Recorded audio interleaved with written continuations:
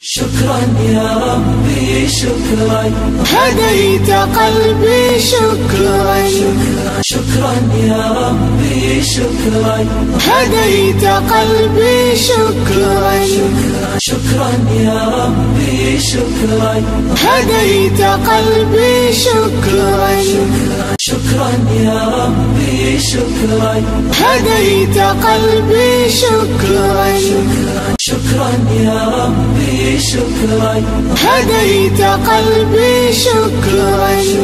Tapi kenapa Nabi SAW itu memerintahkan untuk kita itu cinta pada zuriat Nabi Muhammad, sehingga Nabi SAW bersabda, ahibbullah lima yagdukum min ni'ami wa ahibbuni li hubbillah wa ahibbu ahla baiti li hubbi. Cintailah Allah karena Allah lah sesungguhnya yang memberikan semua anugerah kepada kalian, dan cintailah aku demi cinta kalian kepada Allah, serta cintailah keluargaku demi cinta kalian kepada aku. Kenapa Nabi SAW memerintahkan untuk kita cinta keluarga Nabi Muhammad? Ada sebuah hal yang menjadi sebuah rahasia yang bukan diketahui oleh seluruh manusia, tapi orang tertentu dan ulama-ulama tertentu. Kenapa mereka itu diperintahkan untuk dicintai oleh Nabi Muhammad? Satu, karena di dalam diri mereka itulah terkait segala macam rahmat Allah yang Allah turunkan di bumi ini. Kedua, karena mereka lah yang paling dibenci, yang paling didendami dengan dendam kusumat oleh iblis. Sehingga pantas kalau Nabi kita Muhammad SAW ketika didatangi oleh iblis, lalu iblis itu berkata kepada Muhammad, ya Muhammad, aku datang kepada kamu dalam keadaan terpaksa. Maka Nabi kemudian bertanya kepada Jibril, Jibril, kenapa dia itu berdatang padaku dan berkata demikian? Gali, ya Rasulullah, tidak ada seorang pun yang didatangi oleh iblis kecuali dengan maksud tujuan untuk menjerumuskannya ke dalam dosa dan menggodanya untuk melakukan sebuah pembangkangan kepada perintah Allah.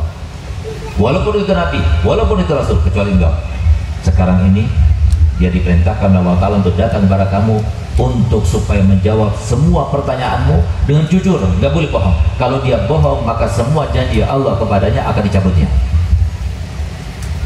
Sehingga pantas kalau dia itu mengatakan, aku datang padamu dan terpaksa. Kemudian Nabi SAW pertama kali ditanyakan, dia tanya, wahai iblis, aku ingin bertanya padamu, siapakah manusia yang paling kau benci? Maka kemudian iblis itu berkata, yang paling aku benci adalah engkau dan semua keturunanmu, dan semua yang mengikuti jejakmu, dan semua yang mempertahankan syariatmu, dan semua yang ikut berjuang untuk syariatmu, dialah orang yang paling aku benci.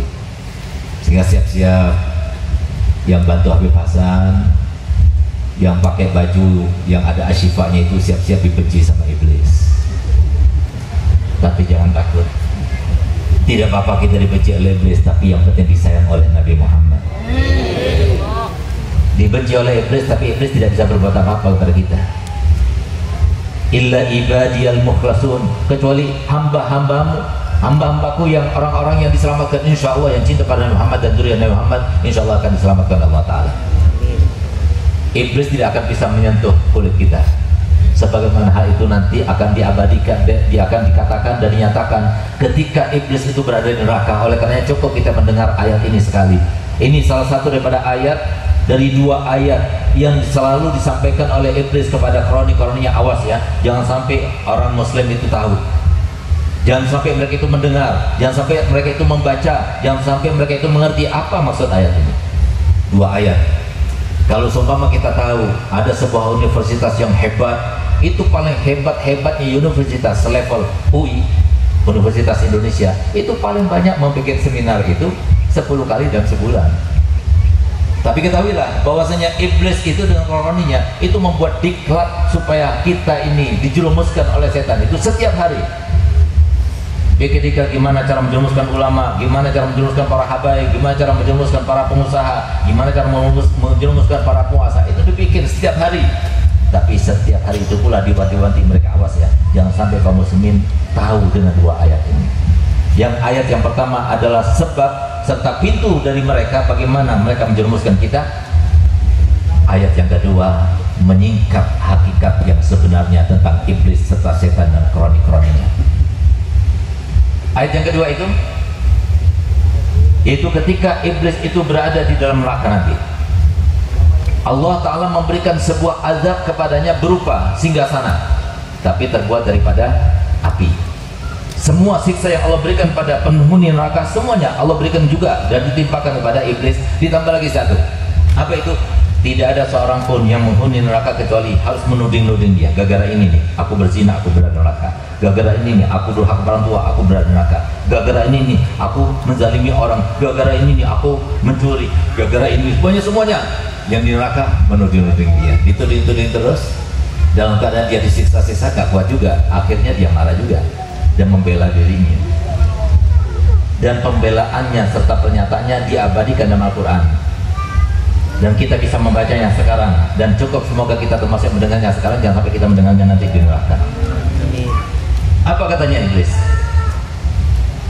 Walamma wa qala syaitanu lamma qadal amr.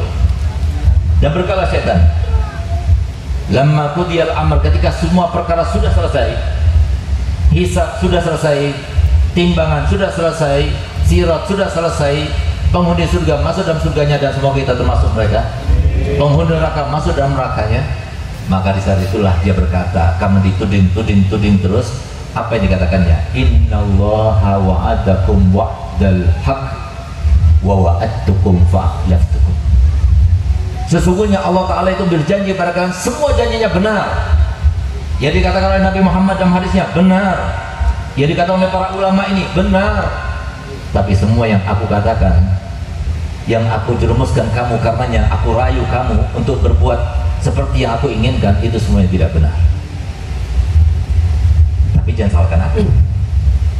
Maka Nabi alaikum sultan, aku tidak punya kemampuan untuk menjerumuskan kamu, aku tidak punya kemampuan. Illa anda utukum, kecuali aku hanya merayu kamu.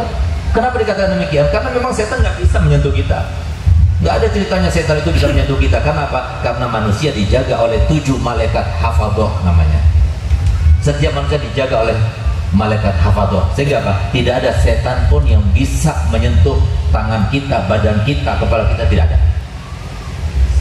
Sehingga kata Nabi SAW, kalau seumpama sekiranya manusia itu tidak dijaga oleh 7 malaikat hafadhah, dari saking bencinya kepada Bani Adam, niscaya tidak ada seorang pun Bani Adam hidup di muka bumi ini kecuali mereka akan dibunuhnya dengan cara dicincang-cincangnya. Tapi karena mereka itu tidak bisa melakukannya, yang bisa lakukan bagaimana caranya manusia hidup dalam keadaan sengsara. Caranya bagaimana? Caranya supaya mereka berdosa. Tambah banyak dosa, tambah banyak sengsaranya. Silahkan dicoba. Itu kata beliau. Illa anda utukum, aku hanya bisa membisiki, aku hanya bisa menggoda, aku hanya bisa merayu. Fastajabtum li, setelah aku rayu kamu, aku bisiki kamu, kamu ikut aku. Fala talumuni wa lumu anfusakum, sudah tahu aku iblis, kamu ikuti, ya salah sendiri. Ma ana bimusrihukum wa ma antum bimusrihiya. Sekarang aku tidak bisa menyelamatkan kalian dan kalian juga tidak bisa menyelamatkan aku, alias kita senasib sekarang. Ada yang percaya pada iblis? Iblis itu maunya itu dengan segala macam pikiran yang ada di dalam pikiran kita.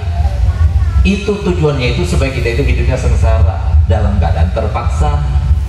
Memang Pak, Bu, nggak ada hidup di dunia ini dalam keadaan bahagia, itu nggak ada, kecuali kalau zikir bahagia itu ada, sholat bahagia itu ada, kita berbuat baik bahagia itu ada, terkait dengan Allah ada. Tapi di dunia bahagia dengan makna seutuhnya, awalnya bahagia, pertengahannya bahagia, akhirnya bahagia. Sebutkan satu pekerjaan daripada pekerjaan yang bahagia, nggak bakal kita dapatkan. Apa coba yang paling bahagiakan kita? Malam pertama, tanya sama orang yang pengantin baru, malam pertama enak nggak? Malam pertama sakit apa enak? Sakit campur enak, berarti ada sakitnya. Bahagia itu di surga nggak ada yang seperti itu, semuanya bahagia. Secantik-cantiknya perempuan, kalau nggak mandi 3 hari enak, bau. Setiap hari masuk kamar mandi, yang itu kita katakan bahagia. Di surga nggak ada kamar mandi, cari dari ujung ke ujung cari kamar mandi, nggak ada. Di ujung ke ujung cari sisir, nggak ada. Di ujung ke ujung cari bedak, itu nggak ada. Semuanya rapi, semuanya bahagia, semuanya kenikmatan. Ini bahagia. Tapi kalau di dunia cari bahagia, tidak ada. Kenapa? Nabi Muhammad sudah menyatakan di dalam hadisnya, Allah sudah menyatakan juga dalam Al-Qur'annya. Allah Ta'ala firman dalam Al-Qur'an, A'udzubillahi minasyaitonirrajim, bismillahirrahmanirrahim. Laqad khalaqnal insana fi kabad. Kami ciptakan manusia selalu dalam kesusahan. Nabi susah, lalu kita itu menganggap kita itu lebih baik daripada Nabi sehingga kita nggak harus susah. Sayyidina Hasan, Sayyidina Husain matinya dibunuh. Sayyidina Husain diracun, Sayyidina Hasan diracun, Sayyidina Husain dipenggal kepalanya. Sayyidina Umar dibunuh, Sayyidina Ali dibunuh, Sayyidina Utsman dibunuh, Sayyidina Abu Bakar karena racunnya dia terbunuh. Kemudian kita itu mau enak-enak hidupnya. سبيل الدموع سبيل مريح تنهد يا صاحي كي تستريح وبث الدعاء الخفي الصريح يسعك الفضاء الرحيم الفسيح سبيل الدموع سبيل مريح تنهد يا صاحي كي تستريح وبث الدعاء الخفي الصريح يسعك الفضاء الرحيب الفسيح